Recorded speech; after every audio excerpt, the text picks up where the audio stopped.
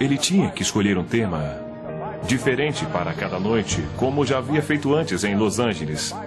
Era um esforço e tanto, mas foi realmente um enorme sucesso.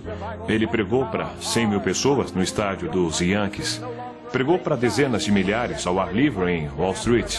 E, por fim, realizou um evento com bem mais de 100 mil pessoas na Times Square, em meio àqueles prédios. E foi maravilhoso vê-lo ali, diante de tanta gente. Foi um feito e tanto. O Evangelho em Nova York foi um grande sucesso. Como em Londres, a presença de público quebrou recordes. Como em Londres, a cruzada foi estendida por causa da demanda. E como em Londres, quase todas as noites, Billy era chamado para falar às multidões que ficavam do lado de fora sem poder entrar.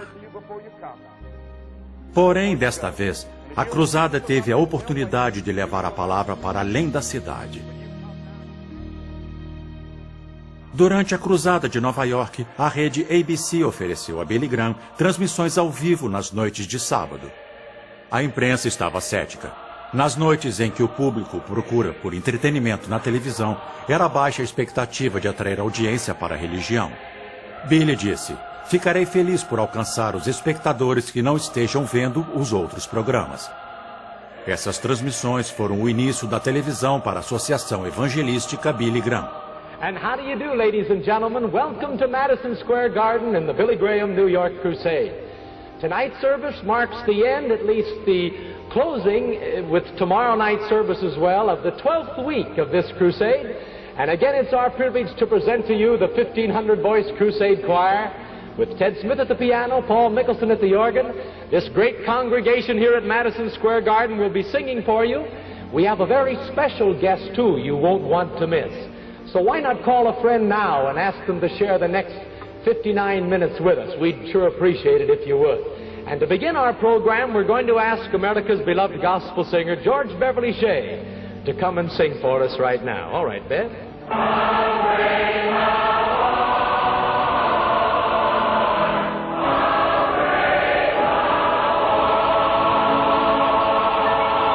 Oh, Lord, my God, when I in awesome wonder consider all the worlds thy hands have made.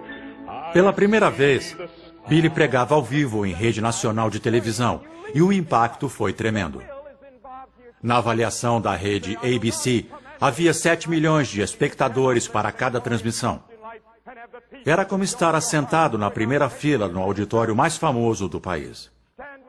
The ice show comes in here. I think that's the next event in the garden. We may have to have meetings on ice. Aquela foi a primeira transmissão religiosa em rede nacional.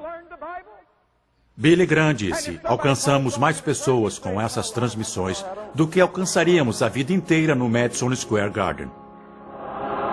While these many people are coming here, bow your head.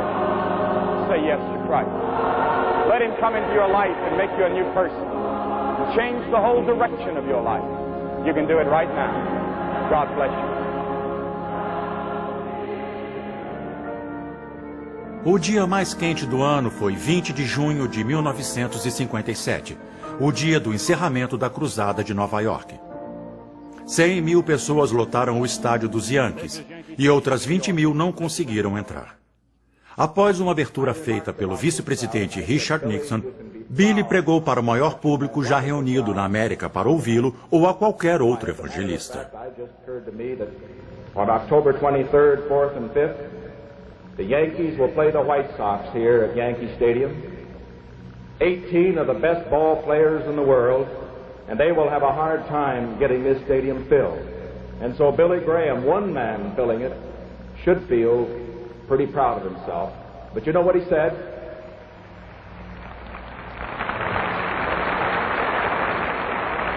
You know what he said? His reaction was, "I didn't fill this stadium, God filled it." You say, well, Billy, what is repentance? Repentance means that you acknowledge that you've failed God, that you've sinned against God, and you're willing to renounce your sins. You're willing to give up your sins.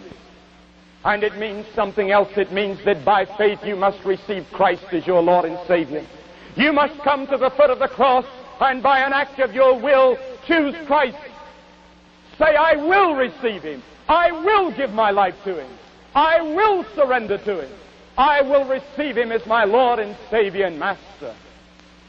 And some of you may wait beyond the time when the Spirit of God speaks to you, because you see, you cannot come to Christ any time you want to. You can only come when the Spirit of God is drawing you and pulling you and speaking to you. And the Spirit of God is speaking to you tonight. The Spirit of God is speaking to thousands of you.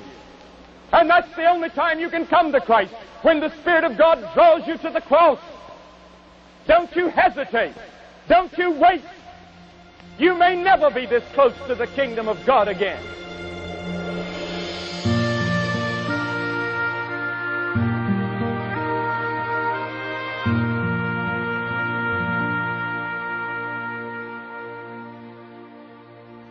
We've had a wonderful and thrilling week here at the Cow Palace. People have come to visit us from all over America and, for that part, all over the world. And one of those that flew out all the way from Louisville, Kentucky to be with us this week is a man that takes my mind back 24 years. Because the night that I accepted Jesus Christ as my Savior, he was the evangelist. And of course, Grady Wilson and I and those of us that received Christ under his ministry have been moved this week as we have fellowship with him. He's 81 years of age. One of the great evangelists of our time. I want Dr. Mordecai Ham to come and bring us a word of greeting. Let's give him a welcome to the Cow Palace.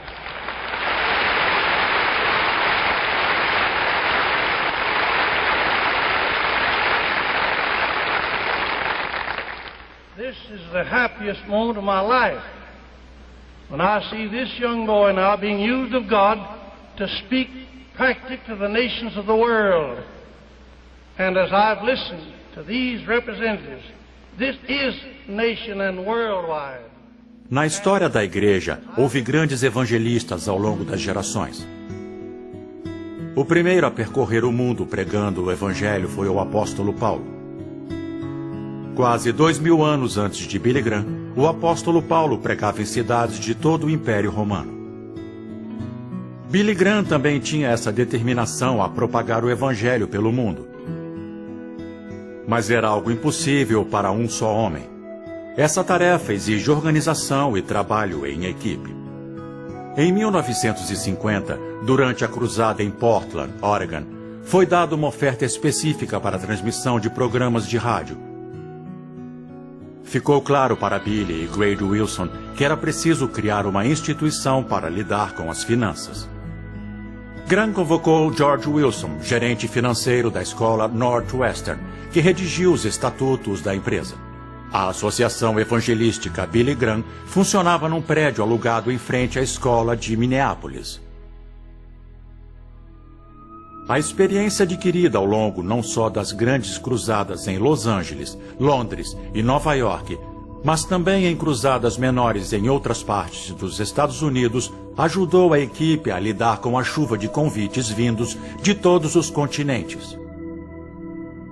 Antes mesmo que se encerrasse a cruzada em Nova York, mais de 100 convites já haviam sido recebidos.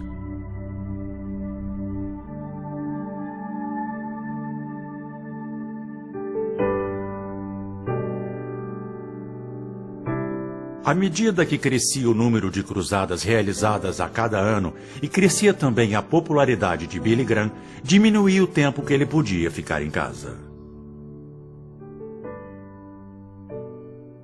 Billy preocupava-se em obter equilíbrio entre o trabalho e a família, para que seus filhos não viessem a ficar amargurados com ele ou com o seu ministério.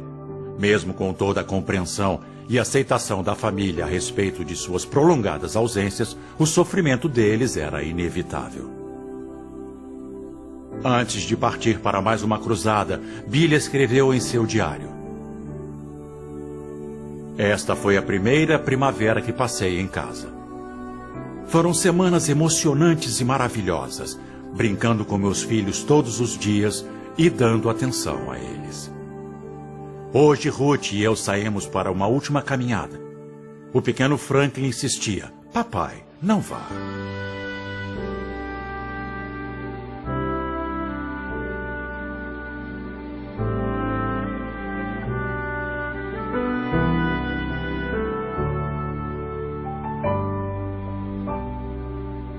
Essa casa na montanha tornou-se muito preciosa para mim. E o que eu mais gostaria de ouvir do Senhor é que eu possa viver aqui o resto da minha vida.